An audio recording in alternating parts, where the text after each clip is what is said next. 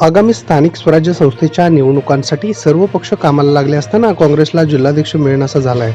सोलापूर जिल्ह्याचे निरीक्षक म्हणून आलेले माजी आमदार मोहन जोशी यांनी 15 दिवसात काँग्रेसला जिल्हाध्यक्ष मिळेल असे सांगितले होते.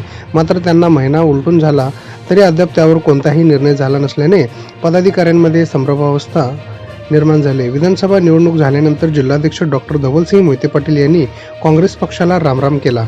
तेव्हापासून जिल्हाध्यक्ष पद रिक्त आहे. त्याला 6 महिन्याचा कालावधी झाला तरी अद्याप काँग्रेसने दुसरा जिल्हाध्यक्ष शोधला नाही. धवलसिंहानंतर सुरेश हासापुरे यांचे नाव चर्चेत होते, मात्र त्यांनीही आता भाजपचा रस्ता धरला आहे. हासापुरे यांच्यानंतर खासदार प्रणिती शिंदे यांनी भगीरथ भालके यांच्या नावाचा विचार केला, मात्र भालके हे आता शिंदे सेनेच्या वाटेवर आहेत. त्यामुळे कोणाला जिल्हाध्यक्ष करायचा हा काँग्रेसपुढे आता मोठा पेच निर्माण झाला आहे. गेल्या महिन्यात जिल्हा निरीक्षक म्हणून मोहन जोशी यांचा सोलापूर दौरा झाला. या दौऱ्यामध्ये सर्वच पदाधिकाऱ्यांनी जिल्हाध्यक्ष नेमण्याची जोरदार मागणी केली होती.